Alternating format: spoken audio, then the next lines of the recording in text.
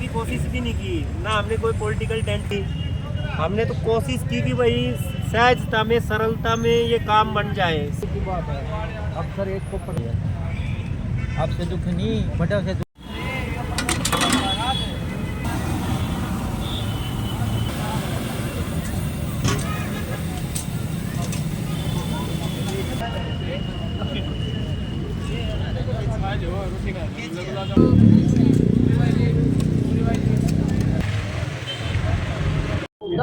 से क्या कहेंगे इस धरने को लेकर?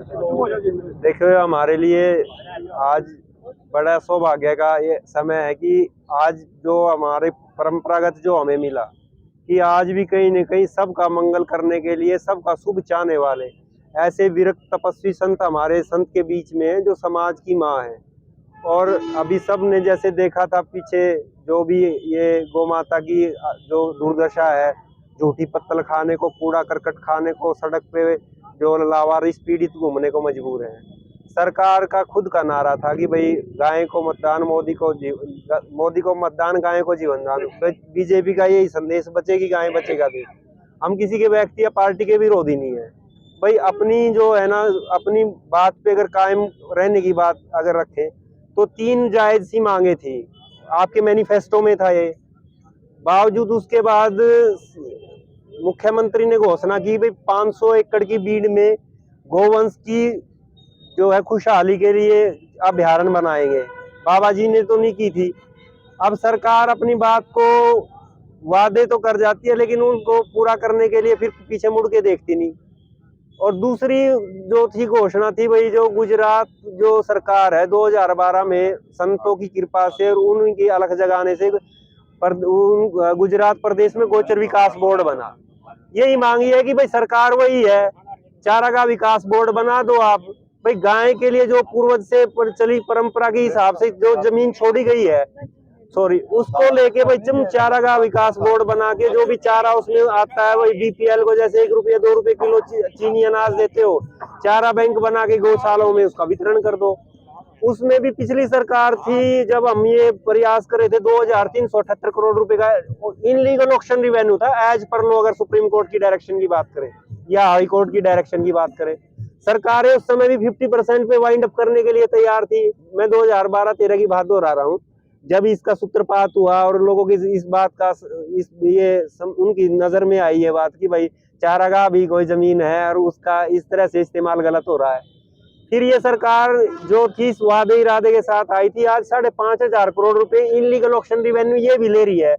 पूछते हैं कि भाई ऐसा क्यों? बोला गांव का विकास करना। भाई गाय की किसी का हित मार के, बेटी का धन या गाय का धन खा के कभी विकास नहीं हुआ।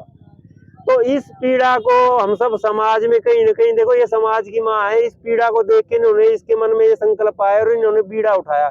82 वर्ष का एक महात्मा, वो तो बैठा है यहाँ भूखा प्यासा, और एक जो पूरे प्रदेश का कमान वो करने वाला, भाई वो कैसे खिचड़ी हलवा खा रहा वहां बैठ के। उसको ये नहीं पता लग रहा कि भाई तेरी बात पूरा करने के लिए तेरे इसके साथ ये जो संत है, पहले भी उस व्यवस्था में भी इन्होंने जेल काटी, डंडे खाए।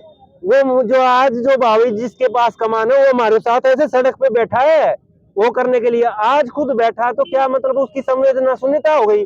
40 दिन से ये महात्मा सूखे सूखे पत्ते की तरह हो गए, और ये फिर भी उनको आशीर्वाद दे रहे हैं कि भाई कोई बात नहीं, जैसे वो करे उनके मंगल के लिए। ये इनकी साधुता और इनकी निर्लेपता से मैं इनको प्रणाम करता हूँ। उसके बावजूद भी सरकार इस बात से नहीं जाग रही। तो मेरा आप सबसे यही निवेदन है। तीसरा मांग ये था कि भाई डिजास्टर का फंड आ रखा है, डीसी साहब ने पिछले हफ्ते हमारे से मीटिंग की, बोला कि मैं अपने लेवल पे क्या कर सकता हूँ। ये महात्मा को भी हमने मना लिया, इन्होंने भी कहा भाई कि कम से कम मैं बैठा हूँ, जिस बात को लेके बैठा हूँ, जिस पीड़ा को लेके बैठा हूँ, उसका कुछ न कुछ तो उसकी मर्रम होनी चाहिए। वो बात यही कि भाई जैसे जैसे दर्द की दवा करी, दर्द बढ़ ही रहा है। 2 दिन में टाइम फिक्स हुआ कि भाई वहाँ गौ सेवा आयोग के जो चेयरपर्सन है श्रवण गर्ग जी, वो आएंगे। सारी गौशालाओं को मैं बुला रहा हूँ, और मेरी अध्यक्षता में, डिप्टी कमिश्नर की अध्यक्षता में, जींद जिले की जो भी है 100 एकड़ के ऊपर ये बात तय हुई थी कि भाई 100 एकड़ जमीन गाय की सम्मान पूर्वक समाधि के लिए मैं 4-4 एकड़ जमीन जो है पर गौशालाओं को मैं दे दूंगा एज पर लो। मैंने पूछा जी एज पर लो क्या है? बोला जी 1500 रुपए के हिसाब से। बाबा जी ने तुरंत बोला कि भाई मेरी जो लाइफ इंश्योरेंस की एफडी है मैं उसको तड़वा के अभी आपको रिलीज करके दे रहा हूँ, गौशाला दे ना दे, इससे बड़ी बात क्या हो सकती है। बोला कि हाँ जी फिक्स हो गया शुक्रवार का, आज तक वो ये शुक्रवार आ गया, 40 दिन पूर्ण हो गए।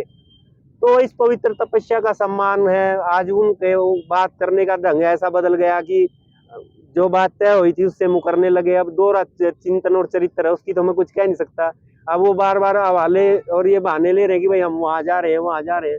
तो हम तो सद्बुद्धि की प्रार्थना कर रहे हैं, और ये अलग जो है इन्होंने जगाई, मैं तो महात्मा जी से प्रार्थना कर रहा हूँ कि आपके प्राण की है उसकी सब शुभ चिंतक है, इसको आप रोक के, मैं खुद तैयार हूँ इस बात के लिए कि भाई मेरी सांसें इस पे जाएं, हमारा बुजुर्ग महात्मा हमारे ऊपर ये रहे, और समाज में तो इस चिंतन चेतना के साथ सब लोग इस हिसाब से आए। बाकी खेद की बात यह है कि इतना सब करने के बाद देखो ये दुर्लभ है। आज के समय एक समय की कोई रोटी ना खाए तो पता लगता है। भाई मेरे से कहीं आगे बढ़कर मेरी भी हालत इतनी अच्छी नहीं होती थी जब मैं इस संघर्ष में था। ये ईश्वर की इनके ऊपर कृपा है, इनको पात्र बनाया। अरब खरबपति परिवार से है, पूरा हरियाणा देश जानता है भाई ये जिस परिवार में है, जिस परिवार में ये पैदा हुए, उसके बावजूद इन्होंने इतनी मजबूत तपस्या करके ये जींद की भूमि को, इस पवित्र भूमि पे ये प्रमाण दे दिया है कि भाई हौसले और निराशा से कोई भी अलग जगाई जाए तो मतलब आदमी कहीं न कहीं अपनी उपस्थिति और अपना काम बाबा जी ने तो कर दिया। अब आगे करनी और कथनी का जो फर्क है वो सब आप सबके सामने है। जनता से अपील करता हूँ कि भाई आप हमारे को सुझाव, सहयोग, संवाद करके बताओ कि भाई संत क्या कर सकते हैं।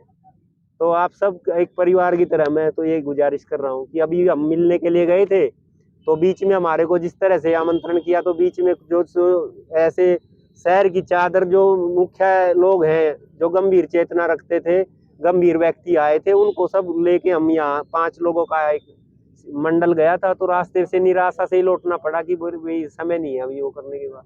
हम तो देख रहे हैं जी, अब जो समय जो बेहतर समय होगा, हम प्रार्थना भी कर रहे हैं बाबा जी से कि भाई जिस हिसाब से पहले भी इनके साथ ऐसा सोतेला व्यवहार हुआ था, एक संत की साधना को जिस प्रकार खंडित करने के लिए जिस तरह से इनके साथ किया, अगर कोई वो वीडियो देख ले, हमने तो कहीं डाली नहीं है या कोई प्रचार नहीं किया, पर है ना मतलब दो टाइम खाना नहीं खा सकता जिस हिसाब से जो इनके साथ हुआ। तो काफी रोना आता है कि भाई